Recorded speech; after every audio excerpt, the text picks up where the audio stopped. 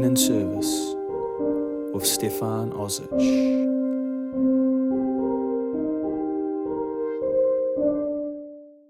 Dave Wood, my man, thanks so much for doing this, bro. As we were just saying off camera, it's been months and months in the working, and the way you've been operating with your massive schedule, I think it pays to kind of go there because you've been doing mahi, bro. What's been happening?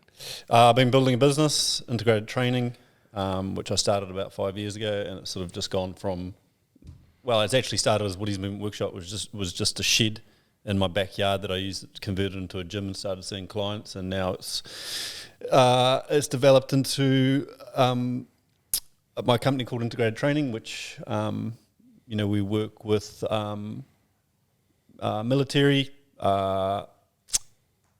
entrepreneurs, business people, athletes, anyone that is trying to optimize their health and performance. In particular, we focus on, mental skill development, stress tolerance, stress mitigation, stress control, what I call nervous system regulation, which is finding balance in this integral system, our nervous system. It's sort of like just gone from, I guess, being starting a business to being really busy, and the training side of it for me is straightforward. I enjoy it. It's running the business that is challenging. new dimensions, eh? Yeah. That right there, everything you fired away, that stuff I want to talk about, dysregulation alone, and like regulation and nervous system and mental performance. And something I love about when you're branding integrated training, you've got the key words: movement, recovery, mental game, performance, breathing, or performance breathing. I don't know if is that one word? Yes. Performance breathing? Yep. Yeah. Breathing. So that right there, we could just almost delve into that. Like, what is that talking to if you're talking to, say, the layperson when they see that brand? The idea behind integrated training is like, it is holistic health, right? It has to be for me, an integrated approach to wellness. There's not just one thing. And I think like the whole concept behind it is being able to use your own body, being able to understand how your body works, and being able to use it in a way that allows you more control. So that's where like the breathing comes into it. The breathing is and the nervous system regulation, which is sort of tied to the recovery, is that these are body systems that are intricately designed for you to be able to use in a way that pushes back against stress and gives you more control in whatever you're doing. I know that's like quite a broad statement, but I think like a lot of what I noticed when I came into this space, and I first started working with athletes, for example, is I thought things like breathing and sleep hygiene and nervous system regulation, I thought all the stuff would be like a mainstay of their training. And I sort of identified pretty early on that it wasn't, and that's where I found a niche in things like breathing development. Yeah, which is such an important part of like performance. And I was sort of staggered that it wasn't, that athletes weren't training this. How did you first approach it when you identified that niche, and not only that, identified that was something that were heavily lacking?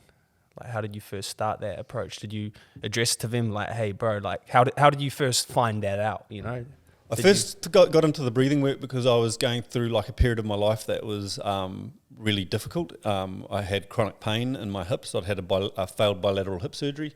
At the time, I was working as an intensive care paramedic doing night shifts, so there was like this layering of stress of trying to hold down a job, having chronic pain, trying to make a relationship work, trying to build a business, and a big like drive for me was getting myself out of chronic pain, because it was so physically and mentally taxing to be in pain all the time.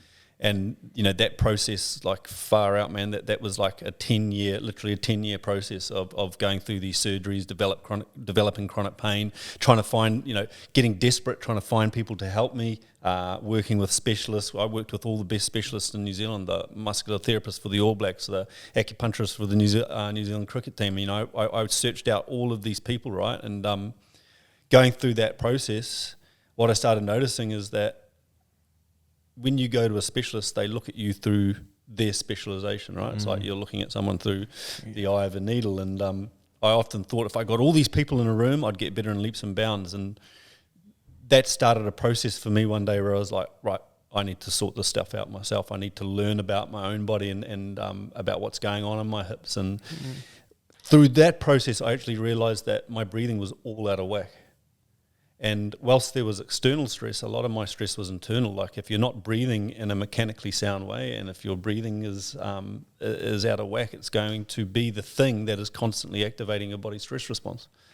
And that's going to ripple over into your ability to focus, your energy, your sleep, and everything. So yeah, man, it's just been, I guess, doing it for myself, and then applying it into the people that I work with. And breathing is like the way that it has helped in terms of like getting myself out of pain is by you can use your breathing to shift you into a calm state, and it's real simple. It's just an inhale, hold, and a prolonged exhale. And when I first learnt about this, I was driving in the car to Napier, and I was listening to a lady, Dr. Blissa Vranich, and she was talking about this breathing that shifts you into a calm state. And at the time I was sitting, had pain in my hips. It was like I was sitting on glass while I was driving. I was tensing my jaw because when you have pain, you tend to tense up. And I just followed this breathing that she was talking about, and within 5 minutes, I had no pain. I felt real calm and relaxed. And for me, man, that was just like, boom.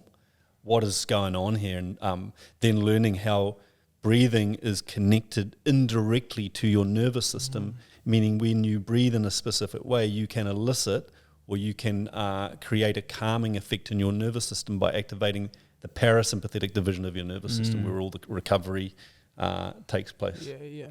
Fuck, there's a lot there. So that was really like the nail drop moment where it's like, whoa, it just kind of came to you driving to Napier.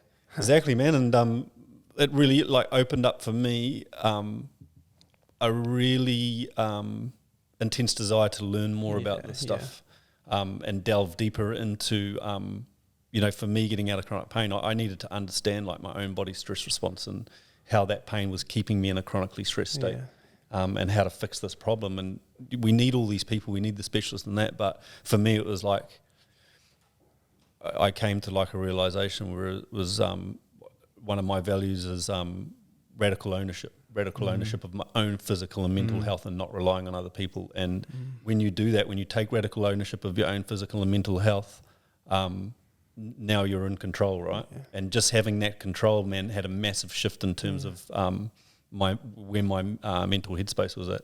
Yeah. So now you're not the passenger, you're the driver, right? And that has ripple over effect into motivation and confidence and discipline. And less of a victim to kind of circumstance and Yep. environment. Yeah, and that's why I called business integrated training, because it has to be an integrated approach. You know, to get myself out of chronic pain, it was like I integrated the breathing stuff in, the meditation, I would set my sleep up from the time that I'd wake up. I'd do things throughout the day that would push me back into a calm state, so my nervous system wasn't always in that upregulated state, which would affect my sleep. I then started bringing in the strength and conditioning and the trigger point and myofascial release. It was all these things that I brought together, and when I did, I got better in leaps and bounds. But that required that I went pretty deep, man, and learned all about this stuff. Yeah, it's beautiful, man. And when it came to kind of going back to the initial question in a way about the athletes, that when you started to notice that there was this dysregulation, this dysfunction, was it in their training? Was it something they were passing on to you, like, oh, my sleep was shit? Was it the way they were performing? What was it that you noticed in these elite athletes? It's that I think like we tend to hold athletes up on a pedestal, and we think that they're doing everything right, and the reality is, man, they're just like human. Everyone else. They're under the pump. If you take an athlete like a rugby player, man, they have the stress of trying to keep their position. They have the stress of dealing with injuries. They have the stress of deadlines, of constantly every weekend having to perform to a high level. That's stressful, and when there's stress, there's imbalance. And the two systems it's interesting because the two body systems, we just made up of 11 different body systems. The two body systems that are least trained are the two systems that are most impacted by stress, and that is your nervous system and your breathing system. And understanding this link between the two, that you can, if you do have nervous system dysregulation, meaning that you have imbalance in your nervous system, we all do. The imbalance is that our nervous system, we tend to keep it in too much of an upregulated state because we're busy, we have deadlines, we have the pressure of performing and all the rest of the stuff that goes with life. That dysregulation in the nervous system has a direct effect on your breathing. And then the other thing there is, once we learn to train breathing and understand that we can balance and use the system to activate the calming division of the nervous system, it becomes an incredibly powerful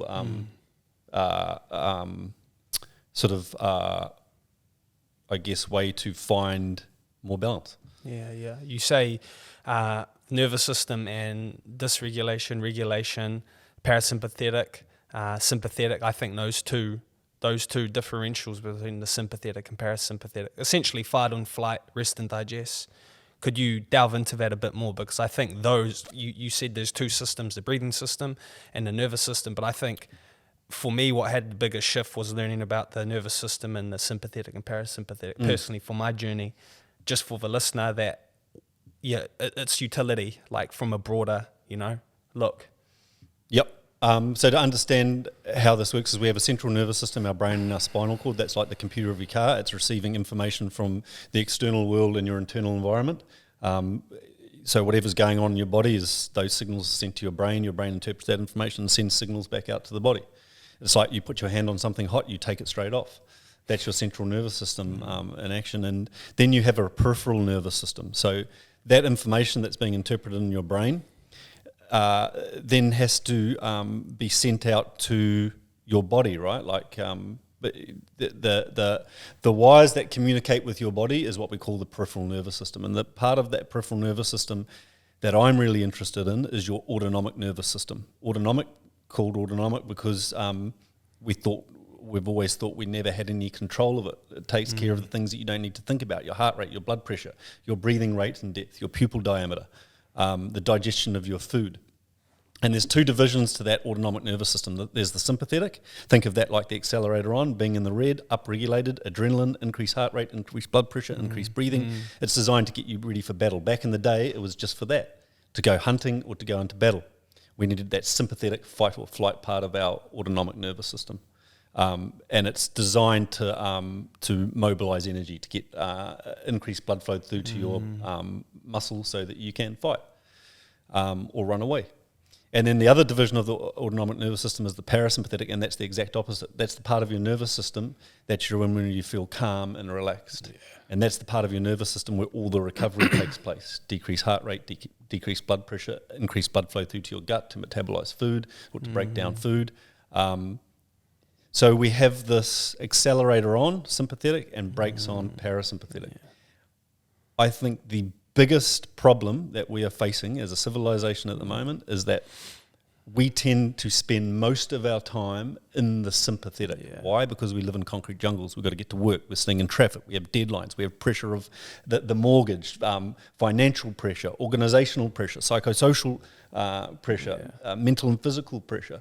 And so there's never been a time where we are practicing the acute stress response, which activates the sympathetic division of your nervous system more in one day. If you think about how many times you are practicing the acute stress response, it's hundreds of times in a day.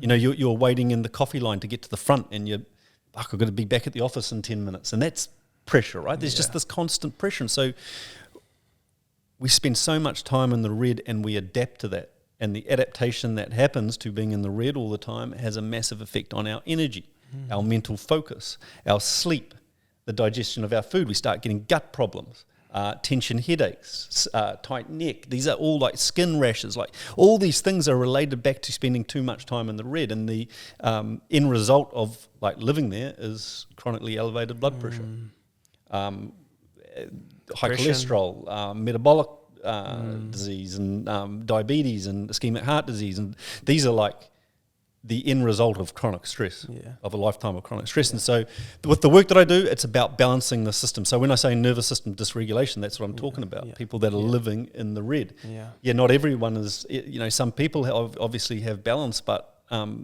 just I think nowadays it's easy to get stuck in that red. And so when we talk about balance, it's about getting the balance right between stress, being in the red, and recovery, being in the blue. Or a perpetual state of red zone living. Yeah, and these are athletes as well, man. These Yeah. are athletes that are living in the red, and you can see the effect. I was working with a team recently, and I asked, who's having difficulty sleeping, and half the team put their hands up. They're either having difficulty getting to sleep, or they're waking up at 2 and 3 in the morning and they can't get back to sleep. Well, that is a clear sign of nervous system dysregulation. And another big problem here is stimulus, and it's the phone. And we're trying to produce athletes and people that are performing at a high level, but they can't focus because they spend all day multitasking. Multitasking is like flicking through your phone, viewing high resolution stimulus over and over again. It's like watching 3 full-length movies in a day, the amount of time that we're spending in front of these screens. Yeah. And then so you train a brain that gets good at multitasking, and then you go to do something where you need focus and you can't. The other thing that the phone does, this constant stimulus, is like, if you think of like, you go and look at someone and they're walking down the street, what are they doing? They're on their phone, right? Yeah. Well, that period where you normally walk down the street is where your mind wanders. And when your mind wanders, what tends to happen when you go for a walk is that it wanders onto an idea and unlocks creativity, and you start thinking about that thing. But you can't do that when you're on your phone because the brain's overloaded with all the stuff you're looking at. And then the phone in the evening significantly impacts sleep, because in the evening, if we think how we lived thousands of years ago, it was like the sun went down, it was dark. That two things that are most important for sleep is light and temperature. So when the sun went down, it was dark. We get the pineal gland releasing melatonin. Melatonin is the sleep hormone. It makes us sleepy and we have a good sleep. Now what we're doing, bright lights overhead and the not only the stimulus but the light from the phone, and that is suppressing melatonin release from the pineal gland, and you're doing the opposite. You're now getting adrenaline being released from the adrenal cortex because the stimulus is stress.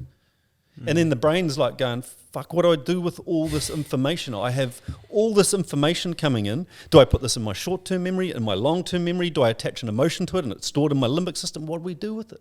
The brain's just confused by all the stimulus. And then you look at kids and they're using these phones, and it's like, this is a time where the development of their nervous system and their critical thinking and their ability to be creative is so important. And we're absolutely ruining it with phones.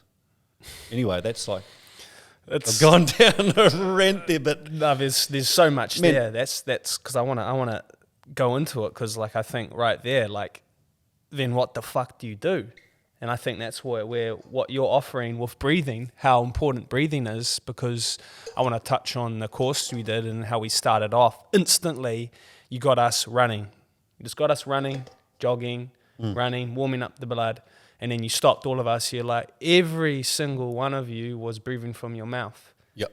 Right there, just a real practical tool and a practical approach as to showing that everyone's dysfunction comes from their breath and how that is just so core and pillar.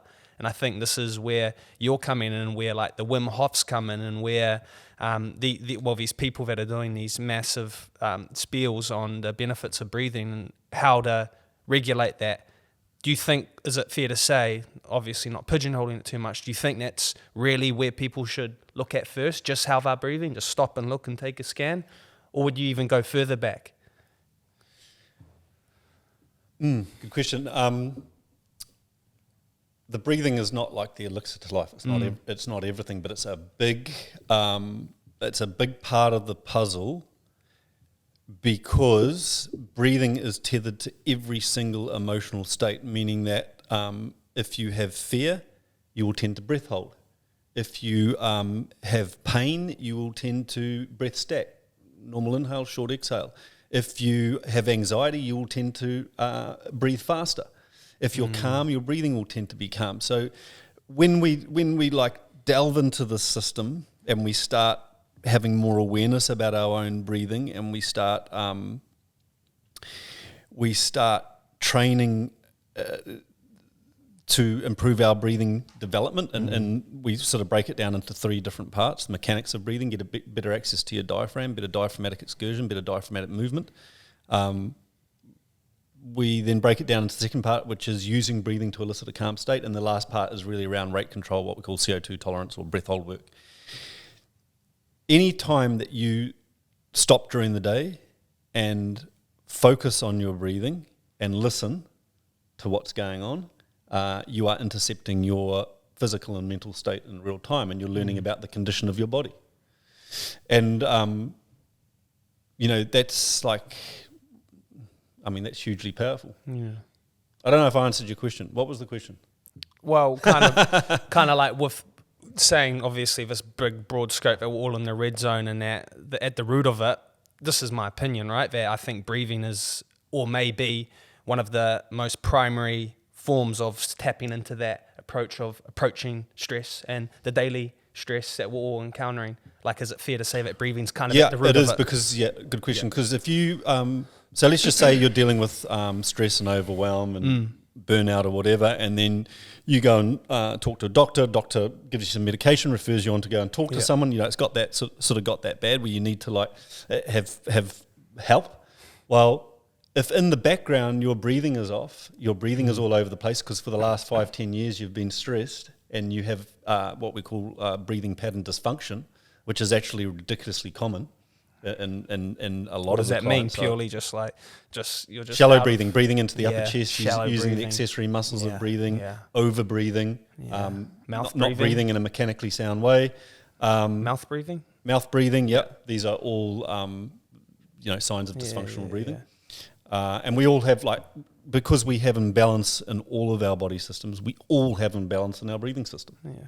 It's just to what degree, right? And if there has been like a period of prolonged stress, then you will have imbalance in your breathing system that needs fixing. And if you don't, then that is the thing in the background that you're unaware of that is constantly activating the stress cycle, because your breathing and your nervous system are indirectly linked, meaning if your breathing is off, if you're breathing into your upper chest, you're over-breathing, it's constantly stimulating the sympathetic part of your nervous system. And so, it's like the work that I do with people around stress mitigation, stress tolerance, and getting a better understanding of what's going on in their mind and their body, the breathing is a huge part of it. And it's also can be used as as like a gateway into creating a calm state. Yeah. I think that's a good way of looking at it. That By simply just inhaling, Yeah. holding for a couple of seconds, and prolonging the exhale. And the reason for this is that the inhale is more active, sympathetic. Exhale is more passive, parasympathetic. So when you prolong the exhale phase, so if you were to lie down now for 5 minutes, inhale and have a longer exhale, and you imagine when you're exhaling, you're melting into the ground, you're bringing a sense of calmness over in your body, what you're actually doing is creating more parasympathetic tone just by prolonging your exhale. Now then you train that, then you take it into a dynamic setting. Take a sniper, for example. They've got to shoot someone 500 metres away. We talk about this in the workshop. Do they need to be in an upregulated state or a downregulated state? Down. Well, you say down, but actually it doesn't matter where they are. True. What matters is that they have some control of where they are. So if they're too stressed, it's like, right, I need to shift towards the blue a little bit. And the most powerful way and the most direct way that we have of doing this is by consciously controlling our breathing, because of that relationship that it has with your nervous system. And so what does the sniper do? They do a couple of cycles of what we call box breathing. Inhale, hold, exhale, hold. Inhale, hold, exhale, hold. But they've trained it every day, right? So when they go into this first cycle of inhale, hold, exhale, hold, the brain just recognizes patterns. It's like, hey, they're doing that breathing thing again. That's where we shift into a calm state. So this stuff is like, this breathing stuff is stuff that we teach athletes or anyone who is going into stress and pressure environments where they need more control. Because mostly there's nothing external. There's nothing external that you can use in most environments to better control stress and pressure. True.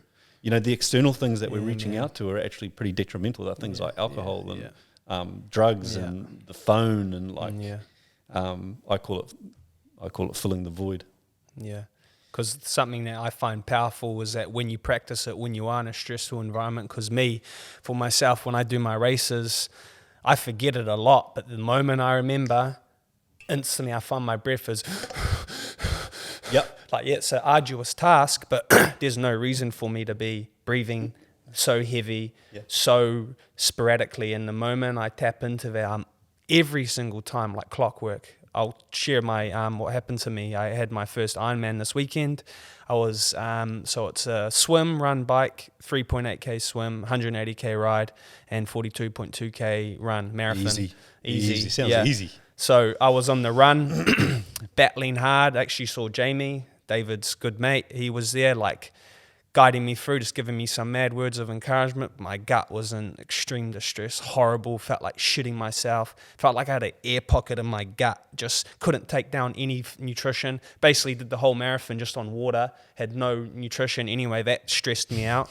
Last 6Ks to go, I kind of touching on the breathing, but also touching on the values systems, which is something I want to talk a little bit about. I reminded myself that I'm here. I chose to be here. I'm enjoying this. This is all good.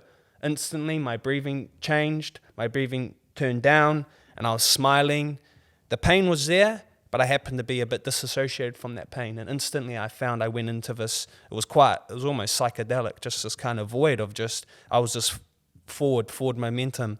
And how that right there is a real practical way that breathing, that was kind of my anchor. It was first my mindset, but then my anchor became the breathing. And then it kind of like was part of parcel of the same thing, how they're all interconnected.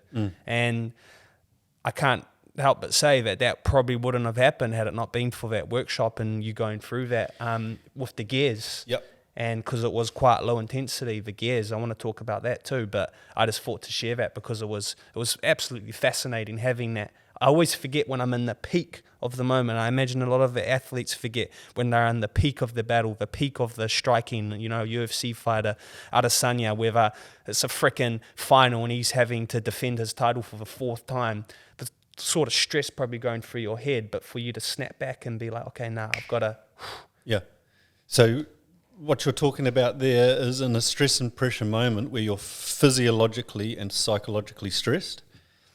Just by bringing conscious awareness to your breathing and your internal dialogue, what you're doing is you're going above the amygdala, which is the fight or flight center of the brain, where when you are in these stress and pressure moments and you don't have control, it's because this amygdala is overriding the higher brain centers, your frontal cortex, which is responsible for emotional regulation, short-term memory, creative thinking, critical thinking, focus and concentration.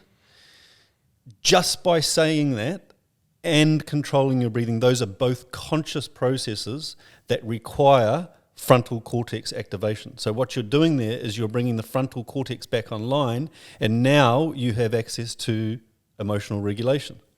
Because in that moment, your emotions were, overwhelming. Not good, man. Your self-talk was probably negative. Yeah. So just by doing those two things, which you can do in a split second, there's a difference between going down one path, getting more wound up, losing focus, not being able to execute, and bring it back and going down another path. So we bring in, with the training that we do, we bring in things like power phrases, which is what you're talking about. I'm good, I've got this. This is what I train for. I need to be here. Embrace the pain. These are things that you're telling yourself that have what we call a top-down control of stress. The easiest way to intercept psychological stress pertaining to your mind is just through your internal dialogue, your self-talk. But it's very easy for the self-talk to have no real conscious awareness of how impactful that self-talk can be when you're in stress and pressure moments, and how important it is to bring in conscious control of your internal dialogue. Fascinating. Yeah, and then the breathing gears. This is like a very cool, real cool and practical. Yep.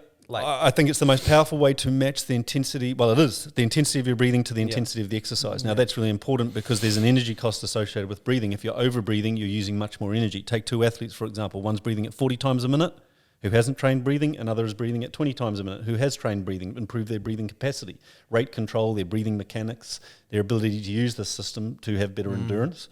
One's breathing at 40 times a minute, the other is breathing at 20 times a minute at the same given level of intensity of exercise. Who's going to have better endurance? The one breathing at 20 times a minute, because breathing an extra 20 times a minute carries a huge energy cost associated with it, because these are big muscle groups, right? So just by training breathing, we think it's all about just oxygenation. There's so much more about training breathing in terms of endurance, mental focus, power production, even like mobility and stability, because when you inhale, diaphragm drops down, it increases the pressure in your abdominal cavity, which helps stabilize your lumbar spine. If you're breathing up into your upper chest, you don't get that good diaphragmatic movement that's creating those pressure changes. But back to your question, the breathing gears. This is a protocol that was developed by a guy called Brian McKenzie, who is a very smart man and an absolute beast in this space of human performance and breathing development. And he brought in these breathing gears, just like the gears in a car. And how it works is, well, the first cool thing about it is it does match the intensity, allows you to better consciously match the intensity of your breathing or the rate of your breathing to the intensity of the exercise. And there's 4 gears. Gear 1, nose in, nose out, light, soft, quiet, can't hear it, can't see it. That's how we're breathing right now. That's how we're intended to breathe. Nose in, nose out. You know, the nose is made for breathing, the mouth is made for eating. The nose is like indirectly connected to your diaphragm. It's part of the breathing system. Your mouth indirectly connected to your stomach, or directly connected to your stomach, part of your digestive system. So it makes sense, you know, during rest, recovery, light exercise, nose in, nose out. Light, controlled, soft. Gear 2, you're shifting more air, nose in, nose out. So you can imagine, you know, if you were going for a light jog, you'd probably be in gear 2. Gear 3, nose in, mouth out. Gear 4, mouth in, mouth out. So to put this into perspective so people understand how to use this, because this is available to everyone. You're running along a flat surface. You're in that green zone cardio workout, relatively low intensity. You should probably be in a gear 2 and alternating between a gear 2 and a gear 3. Nose in, nose out, nose in, mouth out.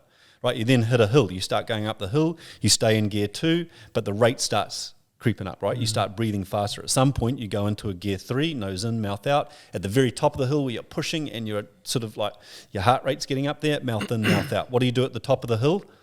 You stay in, mouth out, until you get control of the rate of breathing, and then you chop back down. Nose in, mouth out, nose in, nose out. That's just how you use the gears. It's simple. But most people, like, they will start going for a run and they'll just start mouth breathing. Why? Because it's easy. Less resistance to airflow. You know, breathing through the nose, more resistance to airflow. This is part of what we call complacent adaptation. We just want to be comfortable, right? And so it's more comfortable to go for a run and breathing through your mouth. The problem is it's going 360 degrees against how we're designed to breathe. The nose is designed to filter the air, humidify the air, purify the air before it gets into the lungs. There's a gas that's released in the paranasal sinuses called nitric oxide. This is remarkable, man. When you breathe in through your nose, you pick that gas up, you take it into your lungs. It then is transferred with the oxygen from your lungs into the blood vessels, where it dilates the blood vessels. So it promotes better oxygenation, better blood flow. You don't get that when you're breathing through your mouth. Natural EPO. Man. And there's lots of ways that we have adapted, you know, like sitting in the seat right now. We're not designed to sit, we're designed to squat. Man, that's something, no shit. That's not designed to wear shoes. I really want to change, like, doing a few episodes where it's just like real ad hoc, just on the floor, carpet. Some people can't even cross their legs, you know? And like that right there. So with the gears, something that just really shook me. Shout out to Brian McKenzie there. Big shout out. He's amazing. Did he write Breath? Nah. No. He has written a book. Was it Patrick? Breath is by a guy called James Nestor. James Nestor, yeah. There's a few, There's 3, I think. McKenzie, Nestor, and one more, Yeah, Nestor's book looks at like how our breathing has adapted negatively over time. And how, like, he talks about how, like, mouth breathing as a kid has a massive effect on our jaw structure. Yes. Because when you breathe through your mouth, it's a totally different tone to when you breathe through your nose. And so the way that we breathe is like, man, it's tethered to everything, to facial structure, to the development of a jaw that sits forward rather than sits back. And even like your teeth, if you're a mouth breather when you're a kid, it can affect, like, really... affect the alignment and growth of your teeth. Your wisdom teeth. Yeah, you're also drying out your upper airway when you breathe through your mouth. And so there's all these negative consequences that most people don't really think about. Well, this is all why I feel I must speak to you, is because I think we're in this, it's almost like an acute dysfunction, chronic dysfunction. The thing is, like, I didn't know about this stuff. And back in the day, we probably didn't need to know about it because we were breathing in a mechanically sound way. We didn't have, back in the day, we had stress, you know, the stress was that you'd By go back out, in the day, you mean 200, 300, 400 years ago, right? thousands of years ago, thousands, right? Yeah. The stress was you'd go out hunting and you wouldn't come back, or you'd be left out of the tribe, and so you'd die because you needed to be part of the tribe that was hunting, and so they had stress, but they didn't have the same amount of acute stress. Of course. And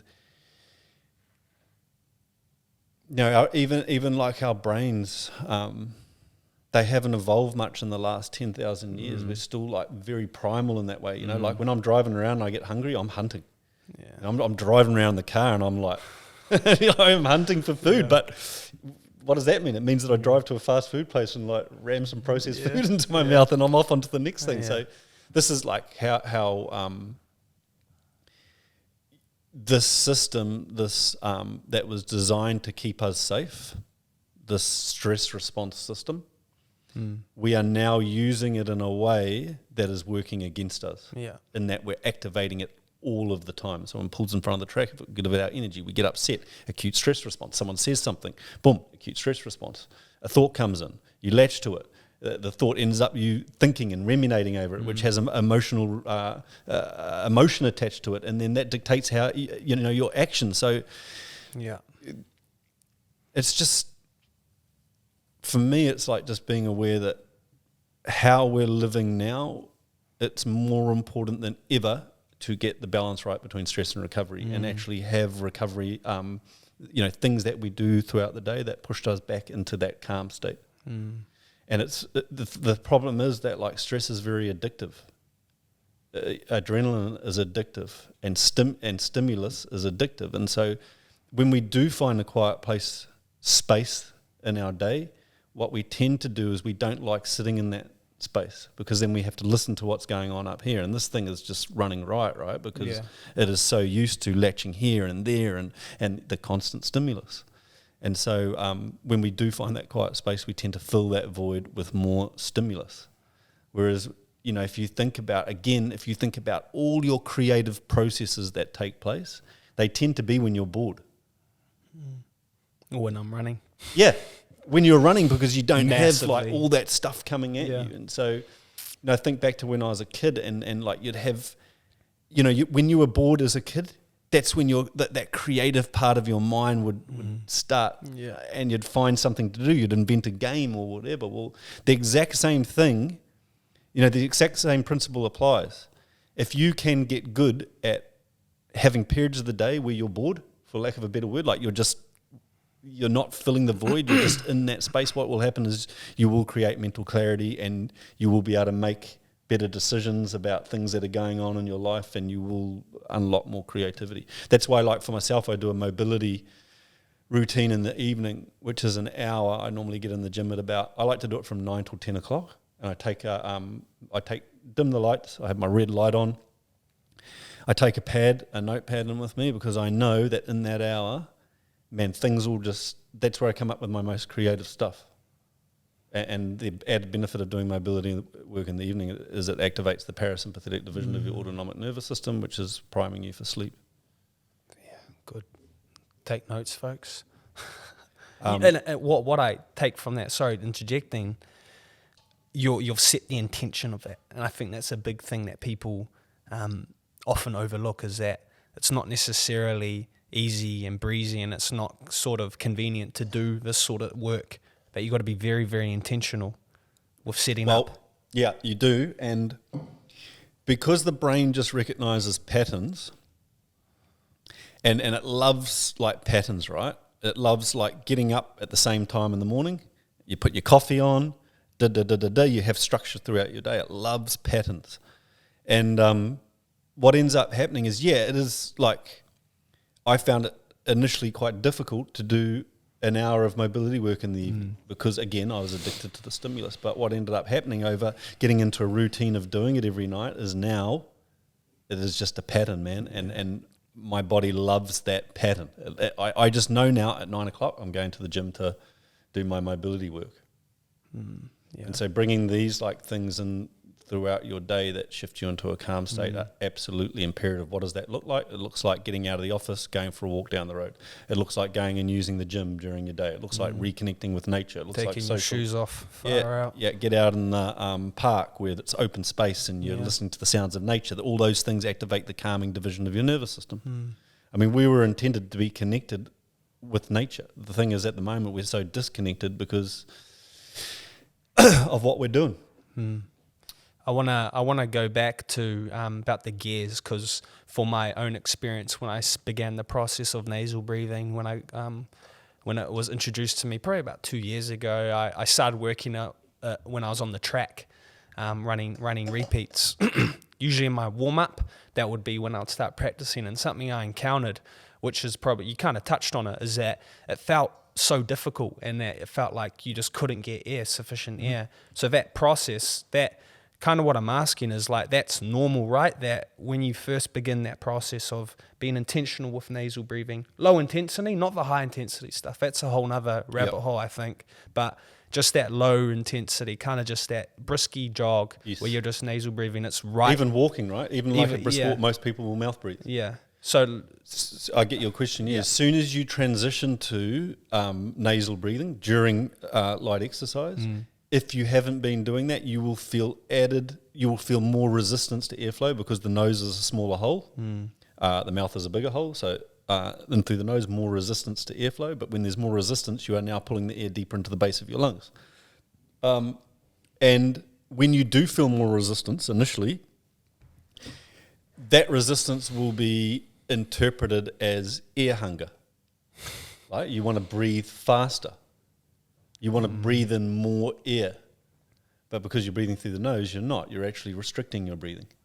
And so there's an emotional connection tied to that discomfort. And we don't like discomfort. And so that we open our mouths and we make it easy again. But as you know, with what you've done and you've integrated this in, you will adapt to it. And you will adapt very quickly. But initially you have to slow down.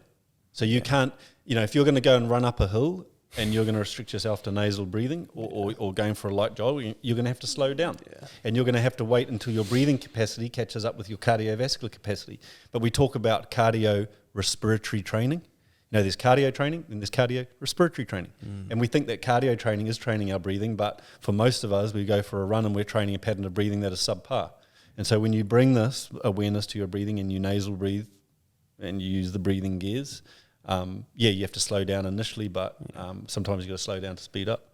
Yeah, I love that. That's something that helped me with swimming, and I think that's another thing in itself. Swimming is inherently very unnatural. We're the most inefficient swimmers. I think the most inefficient mammals, but one of the most inefficient animals in the animal kingdom, the world, that can swim. And breathing, this has helped me with the breathing and finding that almost that peace, that there's moments where you feel you need to inhale, but just try to settle, try to calm that down, and then before you know it, you're going to be breathing again. And how that rhythmic process, would you say that's a good tool for someone wanting to practice, or would you just say just walking, just the walk? Swimming? Yeah, just to kind of learn that breathing pattern, because it helped me really form that picture more when I was in the pool. Yeah, I think swimming is one of the best things you can do for your breathing in terms of improving CO2 tolerance. And the reason is when you're swimming, you're purposefully having to slow down your breathing, right? Because you're only breathing once every free stroke. Yeah, depends. Bilateral, but could be people different. Yeah, but you're still like if you were swimming and your head was just out the water. You'd be breathing a lot faster. Then your head's under, you're having to come up and you're breathing, so it's slowing your breathing down. And when you do swim like that, you feel air hunger, but you adapt to it. Then we bring in this other thing. People are like, well, but if I'm swimming, I'm using my mouth. It doesn't matter. You're still focusing on rate control, and you're only swimming for an hour of the day. Probably at max if you're a swimmer. It's about what you're doing intentionally with your breathing for the other 23 hours, which is during rest, recovery, light exercise, nasal breathing. So anyone listening, if you just want to get started with this, rest, recovery, light exercise, nose in, nose out. It's pretty easily achievable. Something that might have been Patrick McEwen,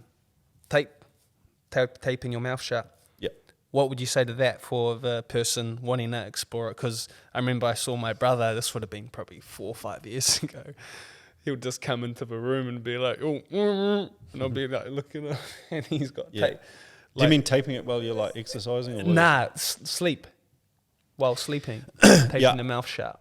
It's not something that I prescribe personally. Yeah. I'm more interested in fixing people's stress and their understanding of their body's stress response and how to get more control throughout the day, because that significantly impacts your breathing during the day, which ripples over into your breathing during your sleep. But and then I'm more interested in training like the mechanics of breathing and getting people more awareness, because I think that like there's a multitude of reasons for why we breathe with our mouth open when we sleep. Of course, it can be that's more of a symptom. We're not really addressing that.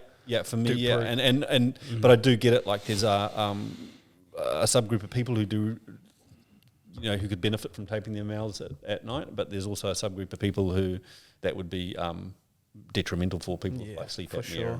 Yeah, like of course. So you got to be careful with it. But I think fix the day-to-day breathing, fix the stress, and the nighttime breathing takes care of itself. It'll all take place. Yeah, I want to kind of varying off a bit to more so the course specific, because I thought it was called Calm Under Pressure, and something that shook me, you brought it up at the start of the conversation about your values, about radical ownership. This right here for me was something that was so massively pivotal. I'd dabbled, keyword dabbled in the idea of values, and it was actually while I was traveling, because I was in India and I was experiencing their culture, and they're very hospitable, but to the point where they're almost like a nagging mum, where you almost have no freedom to make a decision that they always need to be there. And I started this process of writing down my values, that sometimes it's be okay to be like, no, I don't want that food, like sometimes, or no, like they'll cut you off when you're trying to go into public transport. If you don't stand up and own your surroundings, you are going to get pummeled. People are just going to push in front. You take it as disrespect. That's their culture. Anyway, in the course, when you started to break down the values, and it was Jamal, correct? Yep. Was that him that was taking through that? I can't recall. Yep. It was all kind of molded together. But I found that was so pivotal, and I extremely overlooked that as to how much that has a function to this stress management, stress mitigation. So could you talk to that as to why and how important values are, and why we should have values? Yeah, values is so important because it allows you to protect your energy, and it gives you a better identity of who you are and how you want to turn up. And it creates a bit of structure that I think, like, we sort of like the way that we look at it in the workshop is a combination of setting your goals, your vision, your values, and your mindset. And if we look at those 4 different things, goal, vision, values, and mindset, what actually comes first is your values. Because once you get your values right, then you can base your goals off your values. You can base your mindset off your values, and your vision as well, all align with your values. And so even when I heard this stuff around values, I was kind of like, didn't really buy into it. But then, having listened to Jamal many times talk about the importance of values, and then writing them out myself, and then going through this process of writing them out, and then sort of like over 2 to 3 months, like being more aware of my values and changing them, and you've probably done the same. And now I'm left with like 6 to 8 values which I live by, and those values help protect my energy. I'll give you an example. Like one of my things was like people pleasing. Like I didn't want to let anyone down, and so I'd be constantly saying yes to everyone. And so I've brought in a value around that, around protecting my energy and saying no, just like what you're talking about. And when you do that, man, you got to protect your energy. And so the values help align, the things that you, the things like, I don't really know how to explain it, man. I just know that it's for me, powerful. It's powerful. Yeah, for me, it's things like courage, things like discipline. Those are 2 of my values. Discipline, because I recognise, like, with discipline, there was parts of my life where I had discipline and parts of my life where I really lacked discipline, And then discipline is just a word. So when you write that out as one of your values, it's like, right, that's a word. Let's dig a little bit deeper. What does it actually mean? What does discipline actually mean? Well, for me, discipline is like asking yourself what you want now versus what you actually want. You know, what I want now is money. What I actually want is sustainable growth, multiple sources of income. What I want now is to ram this shitty food into my mouth. What I actually want is health and wellness. And so when you do write out these values, it really allows you to dig a bit deeper and to understand these are just words. But what is the deeper meaning here? And it allows you to explore yourself like more in depth, right? I always knew that I lacked discipline. I always knew that I was like a procrastinator. I knew these things, but I never really addressed it. I just thought, well, that's part of my identity, but it's not. You can change it, and that's where these things like values, vision, mindset, they come into place, and you can start sort of like scripting and sculpting how you want it to look. Something that I was actually writing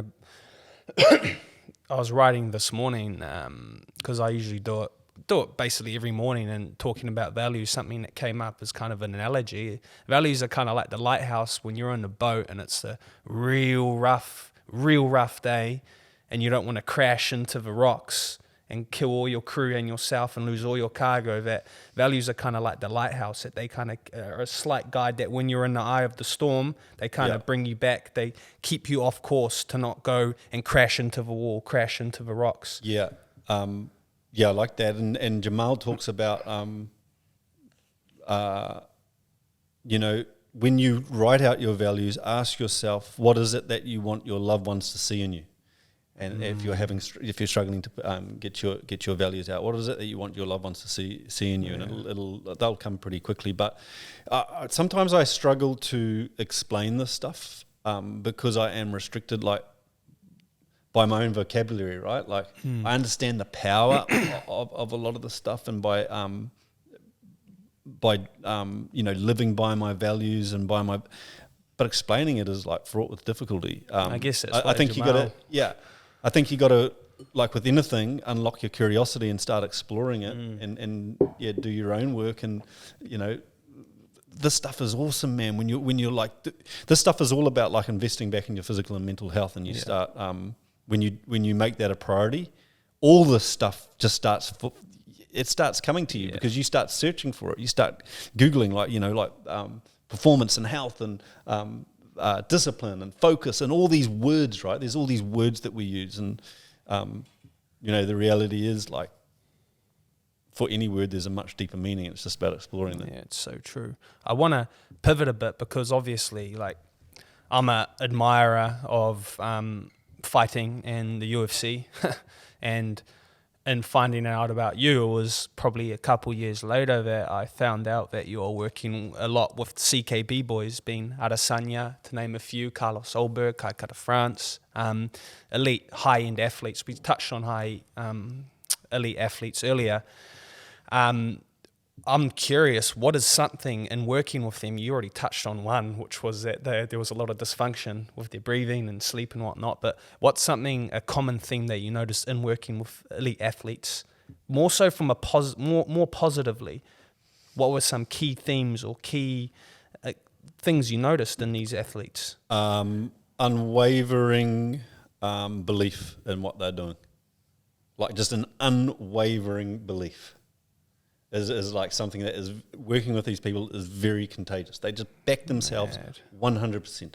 And you have to, when you're operating at that type of level where the stakes are so high and you're trying to perform at that, you know, at that highest level, you have to have unwavering self-belief and confidence. And that can be difficult when, like, you're in a sport where losing is like part of it, right? And so you got to lose, and then you got to pick yourself back up, and you've still got to find that unwavering, because if you don't have the unwavering self-belief, then the cracks will appear when the pressure is on. And the other thing that I see is like their ability to, I'm talking about like the best of the best have an ability to focus and have the ability to turn, their ability to focus allows them this ability to leverage stress, pressure, fear, apprehension, tension, anxiety into excitement. Because those two things, while they're different emotional states, excitement is a positive emotion, anxiety, apprehension, tension, fear, overwhelm tends to be latched with a negative emotion. They're kind of the same thing. You're just pumped up. You have adrenaline. You're ready for action, right? And the best are able to bridge that gap between stress, pressure, fear, apprehension, tension to excitement by their ability to focus and unlock their creative mind, the things that you were talking about, tapping into their self-talk. When you feel overwhelmed, just by tapping into your self-talk, hey, this is where I need to be, this is what I've trained for. You can convert that overwhelm into excitement by doing things like consciously controlling your breathing. So these people that are operating at a really high level, they understand this stuff. They know how to apply it. They're doing the breathing work. They understand getting the balance in their nervous system, and that's because one of the hallmarks of peak performance is curiosity. So they're also very curious people. They're the type of people that are searching out this stuff. And so that's why I like working with the fight athletes, because they are open to it, and that is because they are in a system where they have a lot of autonomy. Totally different from if you're in a rugby system where there's all these systems and protocols in place. The fighters tend to, and the other thing is a lot of the stuff comes from, especially around the breathing stuff, comes from martial arts and yoga and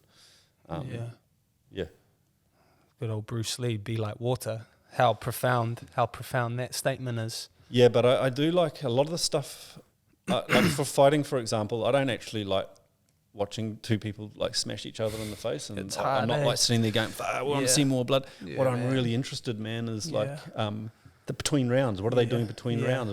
When they're walking out, what is their breathing doing? Do they look calm? It's what is their body language? And that's the stuff I find absolutely fascinating. That's what I really noticed it with Carlos Solberg as he started coming. I think it was even in his first fight. That was when I really noticed. I was like, damn, what? He's just standing up. The fact he stands up in itself, and he's just, I noticed, I'm like, shit, that man's not taking any mouth breath. And that's obviously through what you're teaching. The training that we're doing is it's very much about putting people into practical simulations and training a pattern. And the practical simulations have an element of stress and pressure. And so, what do we want the pattern to be in this environment? Well, the pattern is we want to be able to center our focus on what we're doing. We want to be task focused. We don't want the mind so much latching to the end or the past, especially when you're trying to execute. You want to be present. That gets you into that flow state. One of the hallmarks of flow state is 100% concentration and focus on what you're doing. So that's one of the things that we train in these practical simulations, and then we train a lot of top down and bottom up control of stress. So again, top down is a lot about that internal dialogue and what's going on, and talking about what is the condition of your mind in these moments where you're experiencing stress and pressure, whether it be in the ice bath or in the pool or on the beach with the training that we do. It's what is the condition of your mind in these moments? And so you start getting a better understanding of what's going on up there, and then it's let's use our breathing to regulate during stress and pressure moments. And we bring in a whole lot of other patterns that we want to train, because the cool thing is the stress response is non-specific. The same stress response that's activated in the ice bath when we get them in there and they're controlling their breathing and they're centering their mind is the same stress response that is activated when they're just about to go out into the ring and they feel overwhelmed or a thought comes in or whatever. It's the same stress response. What varies is the degree of that response. And if you can train someone, I always think get them out of their sport into a different environment and train their ability to better control their body stress response. Now take that and apply it into whatever you're doing. Don't worry about what is the time. I was just gonna say that would go to 10:45. Yeah. What is the time now? 10:27. Cool. You'll have to edit that little bit or leave it in there. Who gives a shit? Oh man, 100% leaving this in there. I was just gonna ask another thing about you brought up an ice bath. We've been talking a lot about red zone, bad stresses, bad quote unquote, but I want to explore, and we spoke about this off camera, is actually the benefit of stress too. And where that comes from in the name of, say, sauna, ice bath, gym, necessary pressure. Yep. You talk about your workshops literally called Calm Under Pressure. So pressure's innately within your teachings, that you're not writing it off like, nah, we want to be stress-free, we want to not have pressure. I think that's a very bad thing. And you spoke about our ancestors, that it was a necessary response for us to go and hunt, or we needed it maybe for even like mating, right? The ruck, the roar, that's the stags going out to get there, to spread their offspring. Basically, the necessity of stress too, and like how positive that is. So where is it that if people obviously trying to mitigate stress, where people can incorporate it in a positive way, where does that begin? Yeah, good question. So stress is not good or bad. Yeah. Generally, too much stress, too much uncontrolled stress is terrible. Controlled stress is good. So it's a really simplified way to look at it. Uncontrolled stress, someone pulls in front of your car and you get all pissed off and angry and you activate your body stress response and you sit there for 20 minutes stewing about it, and then another stressor comes in and you activate the same response. Well, you're going to experience chronic stress, and that is a bad form of stress. Now take the opposite. Controlled stress. You're still in the traffic, there's still stress, and you're trying to get to work and someone pulls in front of you and you use it as a cue to get more relaxed. You do not give it your energy. Your heart doesn't skip a beat, your breathing doesn't move. You remain neutral. Well, now you're practicing controlled stress. So that's one thing. So all these acute stresses that you're experiencing throughout the day, bring more awareness to having more control and not giving it your energy. The second thing is practicing stress is or putting yourself in stressful situations is very good for you. So an example is like exercise is a form of controlled stress. Really good for you. Good for your physical and mental health. Ice baths, saunas, exposing yourself to challenge. Getting up and talking in front of people, like a lot of people find that stressful. Well, put yourself there and keep going back to it, and that's where you improve your stress tolerance, right? And when you improve your stress tolerance, what happens is when you are exposed to stress, you're not going to get the same amplified effect. But for a lot of people, especially if you have been in a busy stress state for a long period of time, actually like trying to switch off is really difficult. And what I've found is that with a lot of the stuff that we do, a lot of the training that we do, it's about doing exercises that apply a small amount of stress. So it's still activating your body's stress response, but you are using that stress to get calm. Now, an example of that would be, we do something called 5 breaths in 5 minutes, 1 breath cycle per minute for 5 minutes. It's stressful. When you're holding your breath, you inhale. You did this at your course, eh? Yeah, you inhale, you hold, and as you get towards the end of the first minute, stress builds up. But as the stress comes in, you use that as a cue to relax your body. So normally you would tense up, so you relax your body. You use it as a cue to start and using your internal dialogue. I'm good, I'm calm, I'm centered, I'm focused.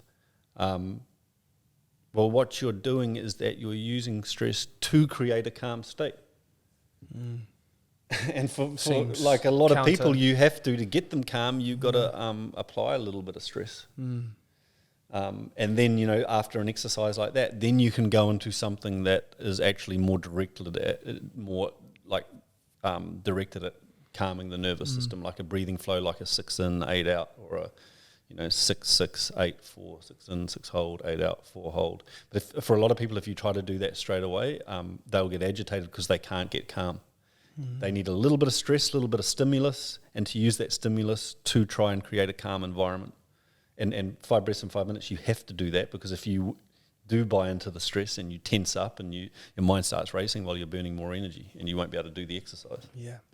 You bring up a... Sometimes I wonder, like, if when I'm explaining this, are people listening understanding? Because they can be quite like...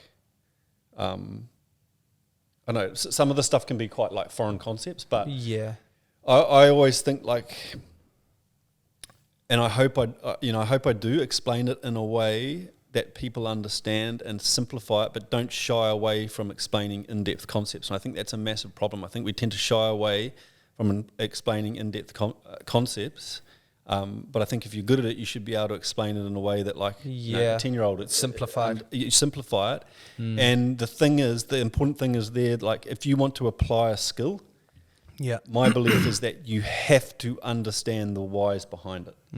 And if you don't, you're not able to apply that skill in a sophisticated way, because when you apply the skill, you're not able to talk to it. You don't have visual representation of what's going on in your body. And that's why, like, with the training that we do, there's 3 things that I believe are very important. Understand the underlying mechanisms, the whys, the science, the research, whatever it might be, the theory, the skill, and then put people into a practical simulation so that they can apply that knowledge in that skill in a real world, practical exercise. And where I became very frustrated with how we're dealing with mental health is that we tend to want to talk about it. And that's good. We need to talk about it and we need to get people talking about it, but talking's not enough. If I'm sitting in front of someone who's really struggling with stress and overwhelm, I feel like they need those 3 things, because just talking, you will then jumble that information up your head, come up with your own thing, and then you'll, you know what I mean? Yeah, man.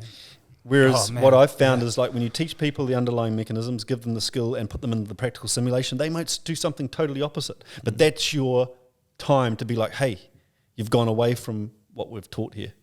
Right, let's do that again. Right, apply this and this and the way that we've taught into the simulation. And that's where, like, you can, that's where I feel like if you can get these 3 things right, it's like a switch goes off in the brain.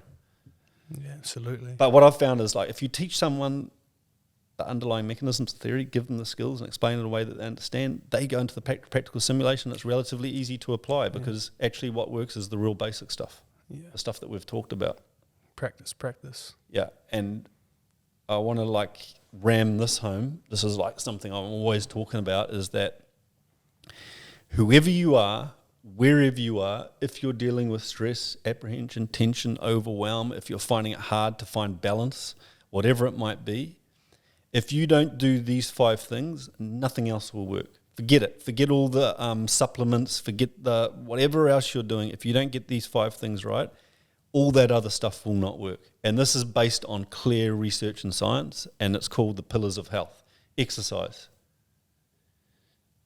nutrition, what you're putting in your body. The digestive system uses the most amount of energy of any body system. So if you're shoveling crap into your body, it's going to get from your mouth all the way out to your ass, and that uses a lot of energy. So you want to be putting good stuff into your body. Social interaction. Whenever you know what this is like, if you go and have a beer with your mates at the pub, or you catch up with when you're around your mates, you leave, you always feel calm, you always feel content, right? That is because social connection activates the parasympathetic division of your autonomic nervous system. Reconnecting with nature is the 4th thing. When you reconnect with nature and you're in nature in a deep and meaningful way, and you're listening to the sounds of nature, there's, like, the beautiful research that shows that just being in nature and listening to the layers of sounds, the wind, the trees, the birds, whatever else, the cicadas, the ocean, those noises activate the calming division of your nervous system, the parasympathetic division of your nervous system. And then lastly, meditation, some form of daily meditation, because that's where you start learning more about the condition of your mind and the condition of your body. And that's where meditation is about, like, not filling the void and being in that quiet space, that boredom state. Hey? You got to get those things into your everyday. It's not a program, it's a decision to make a lifestyle change and integrate those things in. And with a lot of the clients I work with, they're like, well, I'm too busy, I can't, like, I work in a high rise, and and then I'm I don't have time to reconnect with nature. Okay, well, nothing else will work. That's my belief. I can't help you. See you later. This is where the values come in, right? Yeah, you're the one that's overwhelmed with stress and pressure, and if you don't make time for the stuff, then nothing will change. Yeah, I love it. I won't keep you much longer. A couple, we're nearly there. Keep going, man. Yeah, man. Sorry, quickly, something you brought up that was so important, and it kind of ties into what you just said, is that there's no such thing as good stress or bad stress. Essentially, it's kind of how you use them in a way, or it's how you approach them. It's how you allow them to dictate your state of mind. Is that that's kind of what I take away from that.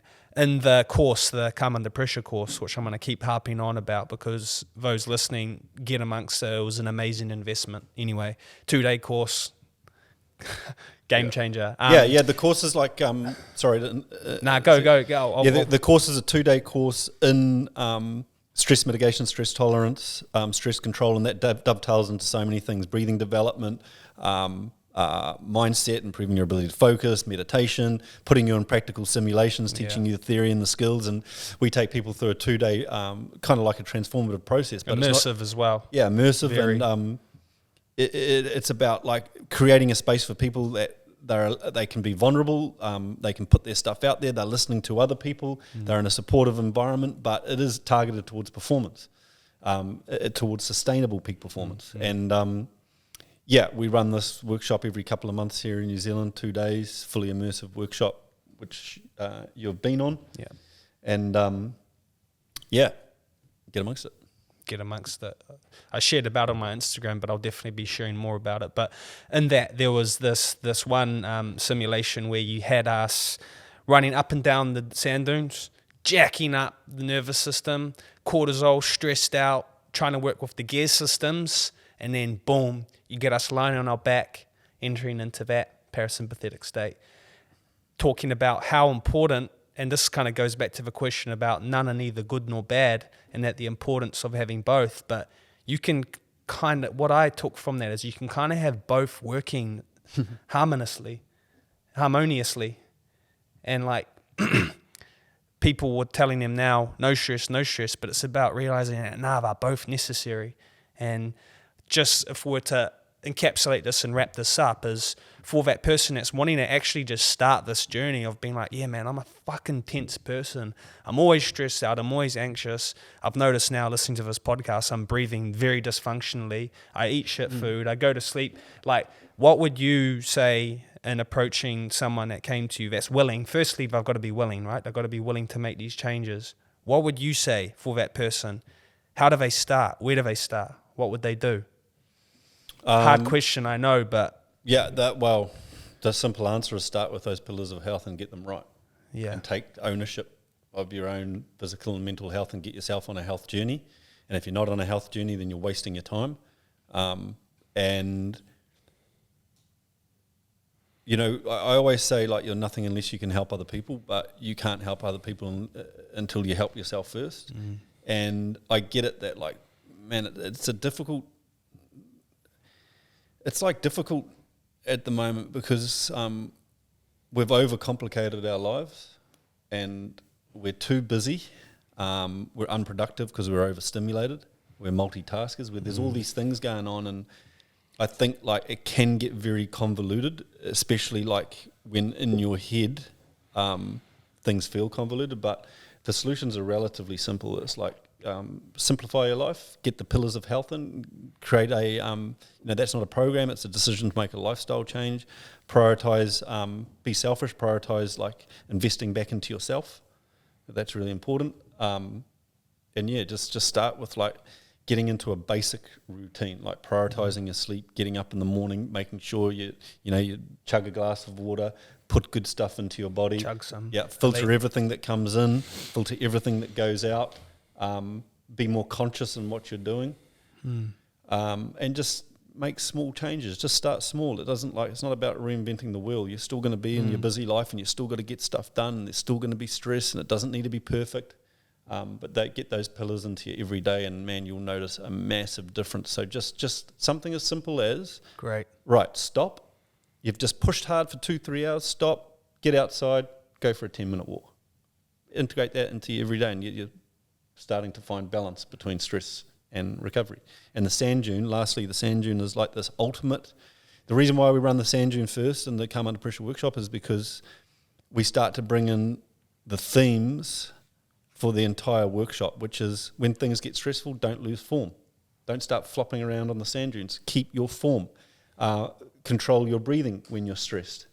When your mind tethers to the end of the dune, because it's uncomfortable, bring it back straight away. Center your focus on what you're doing. Stay process focused. When you get to the end, lie down and shift yourself purposefully into a calm state. So you're training the dexterity of your nervous system, up-regulated to down-regulated, and your ability to shift between the two rapidly.